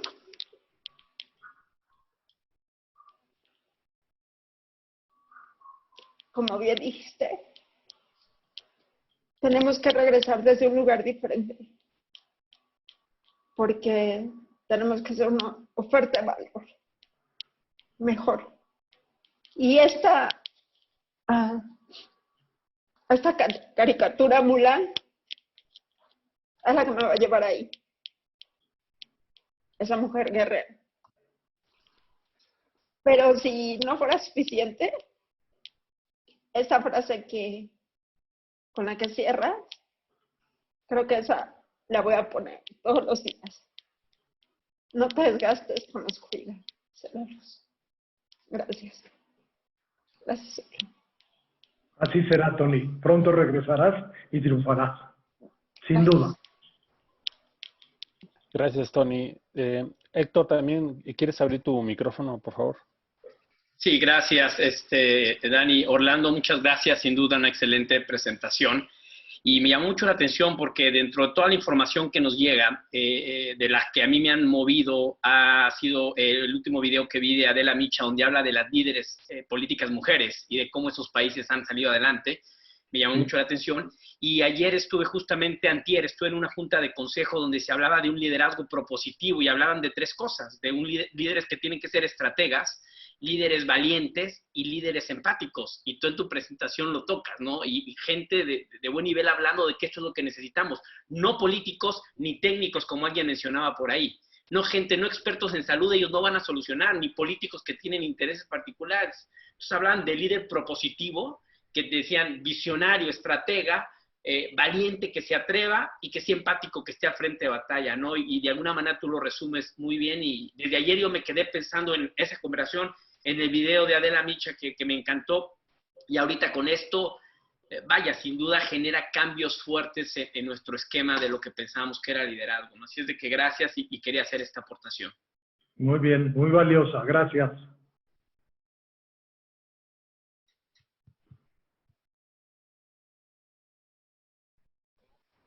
¿Más reflexiones? Gracias, Orlando. Yo también me emocioné, estuve muy emocionado con tu ponencia. Cada vez que me invitas a estar en alguna de ellas, siempre te aprendo algo. Y así como en su momento le ha comentado a Enrique, a Tony, que cuando sea grande quiero ser tan grande como ellos, a ti también te lo digo. Hoy creo que acuñaste también otro término para el cual todavía no le encontraba un nombre, que es el de liderazgo digital. Y ese me lo quedo porque tú mencionaste cuando menos 5 puntos en una de las láminas. 5 puntos para este liderazgo digital. Compromiso, sí, de todos los que estemos presentes para dar un resultado sin que tengamos un jefe que nos está soplando la nuca. Otro es el de resultados. Y aquí lo que le agregué, confiar en que el equipo pueda dar el resultado, aunque el líder no los tenga a la vista. Sin horarios definidos, sin un reloj checador. Otro es el que comentaste, fue el de la cooperación. Pues que ahora ya los equipos están constituyendo como equipos a la distancia, conectados solamente a través de este medio, y donde tal vez la principal manera de conectarse sea la confianza. Y definitivamente lo que nos aportas con el tema de las mujeres es nuevamente voltear a ver ese arquetipo femenino del que ha hablado Enrique, del cual siempre nos enriquece Tony, de esa sensibilidad, de esa comunicación, de esa colaboración, de esa emoción. sí, voltear a ver ese arquetipo en el que todavía estamos muy desequilibrados. Y pues este último que comentas, que es el de reimaginar, replantear la forma en que agregamos valor. Sí, ese es el gran reto, sobre todo para poder salir a flote, que se replantee más rápidamente la manera en cómo entrega el valor, va a salir a flote más rápido de este paréntesis, que también me gusta mucho cómo lo planteas. No, alguien dice crisis, pandemia, reclusión. Yo también lo veo como un paréntesis que nos invita a hacer una pausa para replantearnos el por qué estamos en este mundo. Gracias, Orlando. No, gracias, Dani. Hola, quisiera comentar algo. Está buenísima tu charla, Orlando, muchas gracias. A mí hubo muchas cosas que me gustaron mucho. Este slide de los líderes digitales, donde hablas de pensar diferente, actuar diferente, reaccionar diferente, me parece que es un gran reto. Y también hiciste una mención sobre el desafío que tienen hoy las organizaciones, los líderes, los grupos de recursos humanos para tomar acción sobre lo que está ocurriendo ahorita. Y hablabas de la necesidad de explicar, de no solamente ejecutar decisiones tomadas, sino explicar, poner contexto, poner el lado ante una situación complicada, irreversible en muchos casos, necesaria. ¿Cómo es importante poner el arquetipo femenino, el arquetipo de la sensibilidad, aún en cosas que no son posibles hacer de una forma diferente? Me quedo con esa porque esta semana he tenido varias conversaciones en este tema y me doy cuenta de que algo pude haber hecho en este camino de enseñar el camino hacia que el coachee encuentre la luz, encaminar de una mejor manera, no desde mis huellas o mis heridas o mis distinciones. Gracias. Para mí me está dándole vueltas a este tema. Gracias mil, Salvador. Orlando, buenas noches. La verdad es que mucho aprendizaje. ¿Sí me escuchas? Sí, te oigo. Mucho aprendizaje, muchas cosas interesantes. A mí particularmente me dejó mucho que pensar la parte de las heridas. Este es un tiempo, el paréntesis, como bien lo llamas, seguramente para cerrar muchas heridas, para no permitir que aquellas que apenas están cicatrizando abran, pero me pongo a pensar en algunos coaches o en nosotros mismos, si no nos estamos ahogando en la sangre y a veces nos avientan un lazo y no lo tomamos. O sea, no hemos sabido aprovechar este paréntesis quizás. O sea, tú lo ves en comentarios aquí y allá. Parece que nos estamos ahogando en la sangre de esas heridas, ¿no? Entonces, impresiona, porque además no nos dejamos ayudar en la arrogancia, en la soberbia de yo salgo de esta y pensamos quizás que todo va a ser igual después de que esto pase. Yo creo que ya todo cambió. No va a cambiar, yo creo que ya cambió. Muy bien. Gracias, Orlando. Pues no, gracias, Bernardino.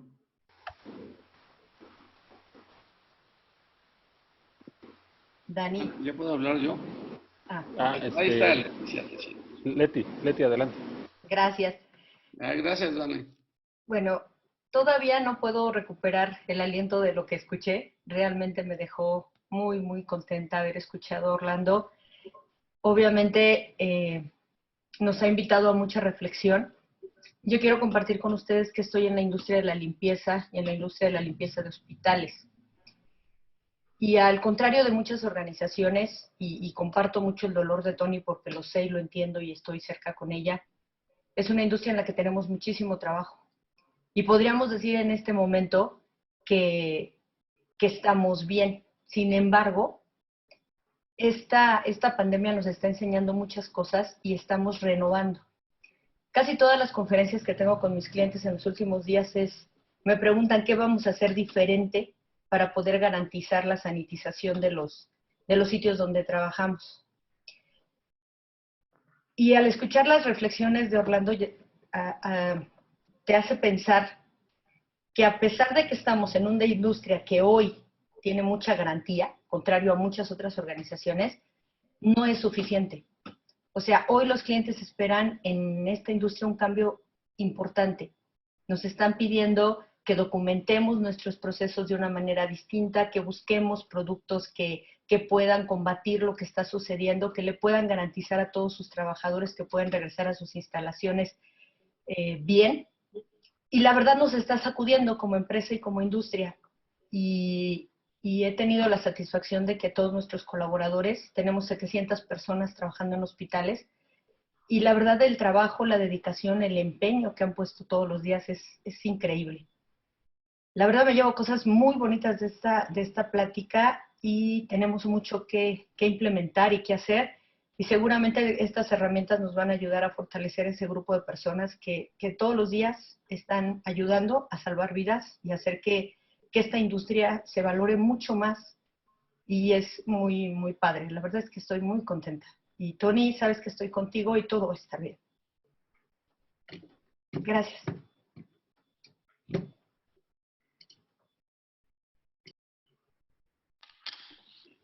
Gracias, Leti. Adelante, Enrique. Bueno, a mí me gustaría pues entrar en el tema de hoy y aprovechar lo que hemos oído como para hacer un cierre. Y me gustaría partir de la palabra reimagina, que está contenida en la presentación de Orlando. Reimagina es bueno, antes de eso, decirles que después de que haga esta charla, como un par de minutos, voy a presentar dos videos. Uno, este video que mencionó Héctor Aguilar y que Tony Pacheco nos mandó ayer al chat. Y que Leti me lo mandó a mí primero. Y que seguramente ya todos vimos porque es muy bello, muy hermoso, que tiene que ver con Reimagina, ¿no? Ahorita les hablo un poco más de Reimagina. Y después voy a presentarles lo mejor que me ha pasado en la semana, que fue ver la ópera del fantasma de la ópera, valga la redundancia, que la original, ¿no? La original en Broadway, y con esta soprano que es extraordinaria. Y la importancia, yo creo que el gran mensaje de esa ópera es cómo el mentor te puede llevar a un nivel que ni te imaginabas. Eso fue lo que dijo Denise, Carolina Ladrón de Guevara, que dijo, Orlando me llevó a descubrir mi talento. Esas fueron sus palabras. Entonces, ojalá que se vea bien. Resulta que esta soprano, ahorita les digo cómo se llama, pues tiene un mentor que es el fantasma de la ópera. Entonces la obliga a ir hasta su mejor versión. Mucho más allá de lo que ella misma cree que puede. Reimagina. Reimagina es un concepto, yo creo que de los 90s, Orlando, ¿no? Sí. Que acuña Tom Peters, es una palabra que acuña Tom Peters. Y a mí me pareció un concepto fascinante desde que lo leí, porque Tom Peters, para los que lo recuerden, y aquí estoy hablando, le tengo que dar un poco de contexto a Jessica, porque se ve muy millennial, y también a la misma Denise, y bueno, pues algunos muy jóvenes que están aquí con nosotros. Porque Tom Peters, antes de escribir Reimagina, escribió En busca de la excelencia, en los 70s, que también fue un libro que nos marcó, a mi generación la marcó, porque hasta había un señor que hizo todo un emporio con la palabra excelencia. Después, el mismo Tom Peters nos dice que lo que hay que buscar no es la excelencia, porque ¿de qué sirve? No, perdón, voy a hacer un comentario político. ¿De qué sirve producir o refinar petróleo en una industria que se está mudando a energías no renovables? O sea, Silvia, por favor, explícale a tu presidente, explícale. O sea, ¿de qué sirve ser un productor de petróleo excelente si cuesta menos 2.50 el petróleo? Menos 2.50. Entonces, Tom Peters en el libro de Reimagina, en la introducción, dice, ese libro ya no me describe, ya no define mi pensamiento. Porque lo que hay que buscar no es la excelencia, sino la disrupción, la innovación, la aceleración. Y eso solo lo da el lado femenino. Cuando las mujeres entran al mercado laboral, que entran desde su parte masculina, también lo dijo Orlando, desde su ánimos, ¿no? de la parte masculina de la mujer, porque tenían que hacer fit con lo que eran las organizaciones en los 70s o los 80s, los 90s. Y ya una vez que están instaladas, empezaron a descubrir, oye, pues si no somos hombres, somos mujeres y nuestra parte femenina es muy linda y agrega valor. Entonces le empezaron a agregar, según Tom Peters, el color, diseño, estética, emocionalidad a las marcas. Y Tom Peters, como también dijo Orlando, hace un rato dijo, el 85% de las decisiones de consumo las toman las mujeres. O sea, ¿quién va al súper? O sea, yo no sé ni qué marca de detergente usamos. Entonces, eso era en la época de Tom Peters, cuando escribió el libro en donde las mujeres todavía seguían siendo provistas y el rol del hombre era ser proveedor. Aún así, el 85% de las decisiones de consumo la tomaban las mujeres. Ahora son proveedoras también. O sea, el rol de proveedor ya no es exclusivo del hombre.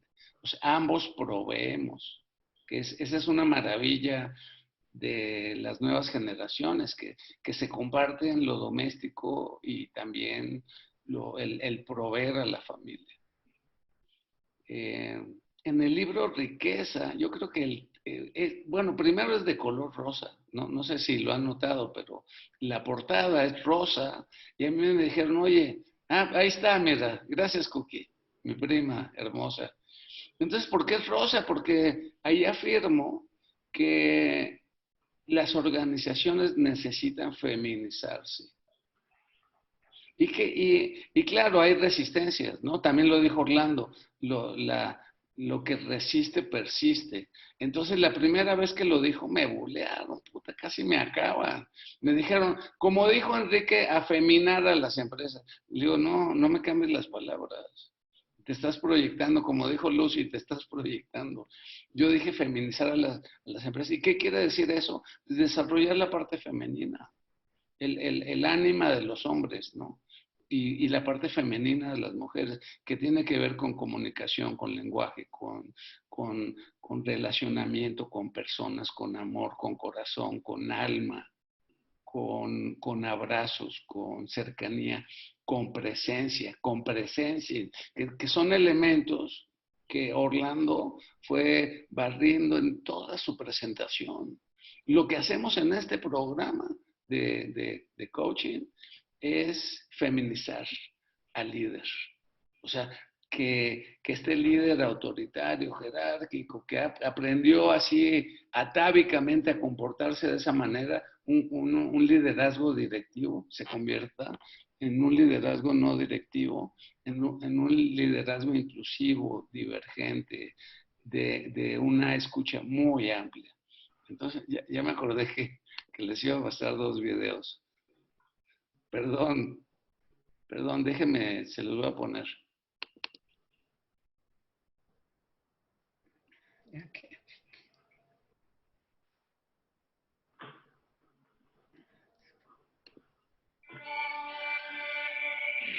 En los últimos días ha circulado una imagen cuyo pie de foto dice: ¿qué tienen en común todos los países que mejor han respondido a la amenaza que el COVID-19 significa para su población?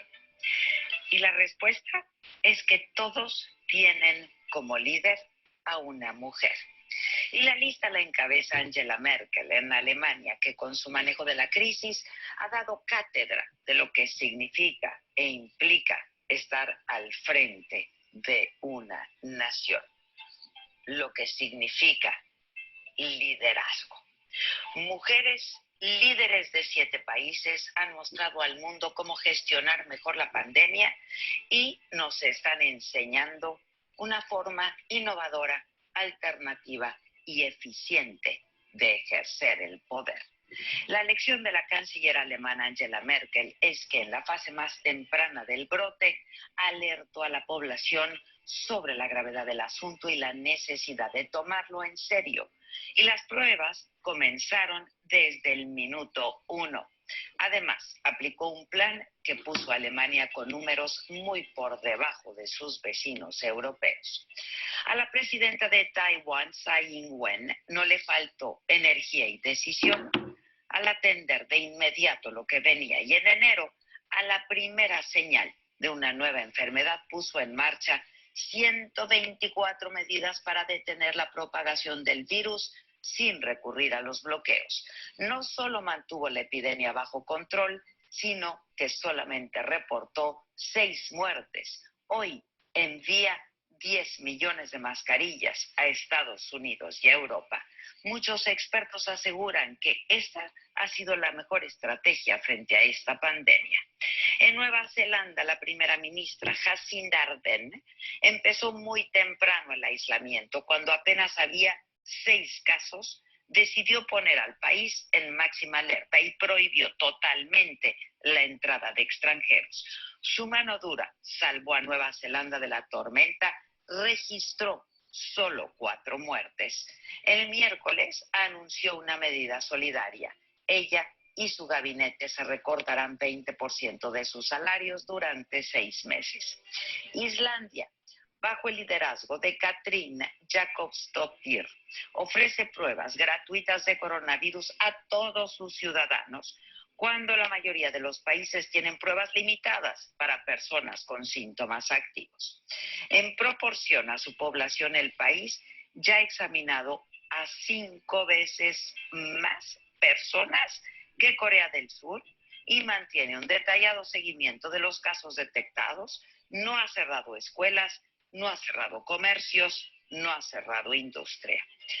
Con apenas 34 años, Sanna Marin, primera ministra de Finlandia, enfrentó la pandemia global como la millennial que es y utilizó a los influencers como agentes de cambio para promover medidas de higiene y el aislamiento, además de evitar las fake news.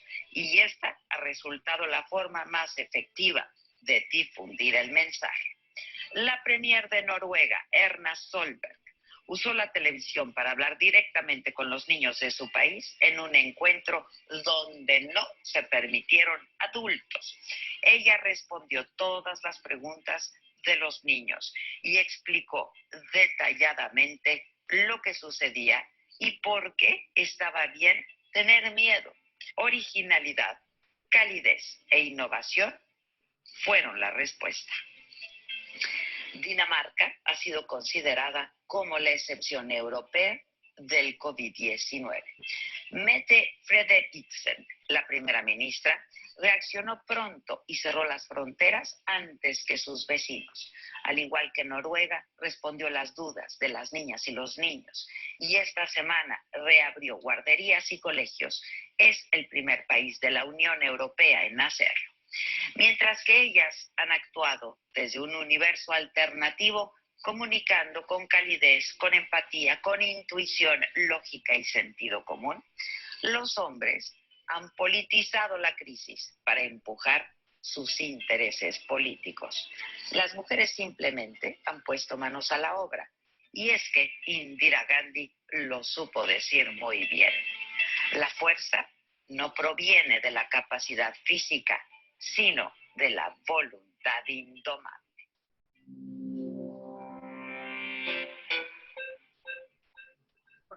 Pues sin palabras, sin palabras. Esto es lo que queremos hacer. Eso es feminizar. Eso es. Gracias por esa aportación, Tony, Leti y toda la cadena. Bueno, antes de comentarlo, déjenme mostrarles el segundo video.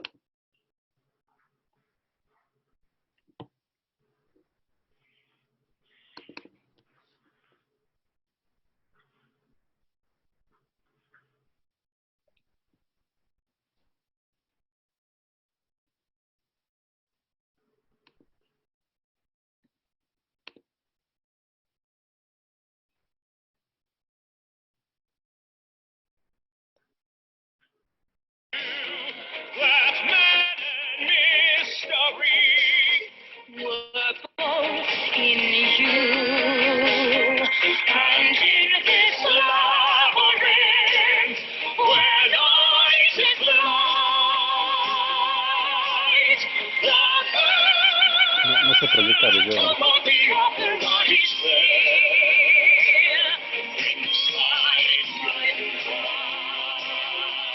Solo se ve una imagen estática.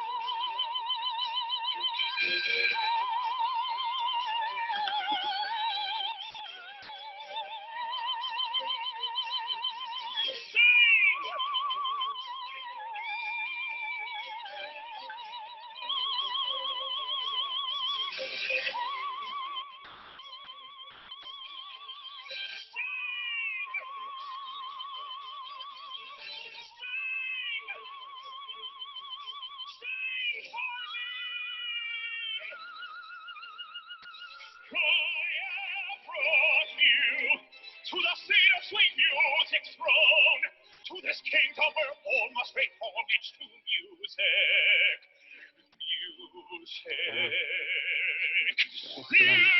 No sé cómo quitarlo. ¿Sí se oyó mi vida? Sí, solo se escuchó. El video no se ve, pero sí se escuchó. Se sigue escuchando, de hecho. Ya no sé cómo quitarlo. Dale clic otra vez ahí en el slide. Sí, ya sé cómo.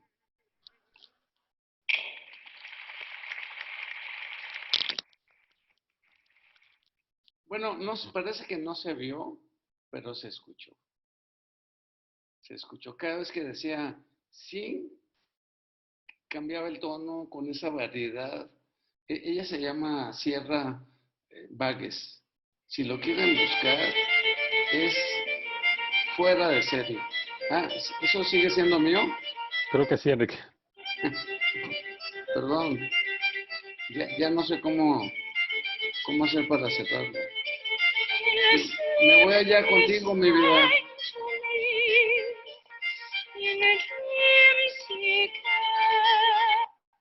Ya pude quitar el explorador. Entonces, es el ángel de la música, el fantasma de la ópera, que es el mentor. Entonces le dice, canta y sube el tono de voz, pero no está contento, le dice, canta. O sea, y lo vuelve a subir, y lo vuelve a subir, y lo vuelve a subir. Yo creo que eso que escuchamos ahorita, pocas veces lo ha escuchado la humanidad. Ese nivel de perfección vocal. Entonces, bueno, pues ahí está en YouTube. Y Y pues con esto cerramos. Con esto cerramos. ¿Qué comentarios, qué videos vimos, ¿no? Orlando, ¿qué te pareció ese video de esta periodista? Extraordinario. Me parece que sigue por la línea de las mujeres. Y yo sigo pensando que ahí hay una avenida muy interesante para los próximos años que nos van a ayudar a sacar muchas situaciones de las que tenemos hoy. Sí. En una de las sesiones, Adolfo Soto nos compartió. Prefiero ser un hombre completo a un hombre bueno. Él se refería a que los extremos no ayudan. O sea, si te vas al extremo masculino, mal. Si te vas al extremo femenino, mal. Y la solución nos las da Carl Jung. Y yo creo que con esta frase cerramos. Pues lo disruptivo es donde se toca lo masculino y lo femenino. Donde se toca, ¿no? En balance. En el balance que necesita la situación. Y pues eso trabajaremos. Muchas gracias, Orlando. Realmente un aplauso. Me pongo de pie. Gracias. Un aplauso. Y bueno, pues te llevaste la noche. Muchas gracias a los másters. Gracias, Marielis. A los que no había saludado. A los que entraron, a los que es su primera sesión. Pues qué sesión, qué bárbaro, qué emotiva, qué hermosa, qué charla acabamos de escuchar. Yo creo que si hubiéramos estado en el World Trade Center o donde sea, no hubiera sido tan cercana, ¿no? Orlando. Entonces, hemos encontrado un espacio para estar cerca, ¿no? Para acompañarnos los miércoles. Y bueno, pues imagínense lo que nos espera en este ciclo que apenas empieza. Pues que Dios los bendiga. Muchas gracias. Pónganse para la foto. Bueno, pues los que cabemos. Ahí, sonrían. 1, 2, 3. 1, 2, 3. Pues, gracias a todos. Nos conectamos el próximo miércoles y sigo en contacto con los que se acaban de incorporar al programa el día de mañana. Vale. Bueno. Feliz noche, besito. Gracias. Hasta luego, gracias Orlando, gracias a todos. Hasta luego, un abrazo. Gracias. Bye. Soñaré con la langosta. Muy bien. Okay.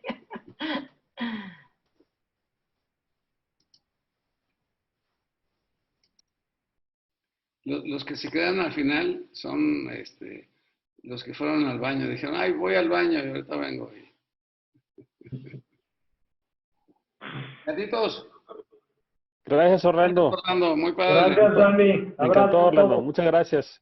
Mil gracias por todo. Bye, Marisol. Digo, Concepción o María Concepción, ¿o cómo es? Dani. María Concepción. Mari, gracias. Gracias por acompañarnos, Mari. Lucy, qué gusto. Natalia, ya regresa.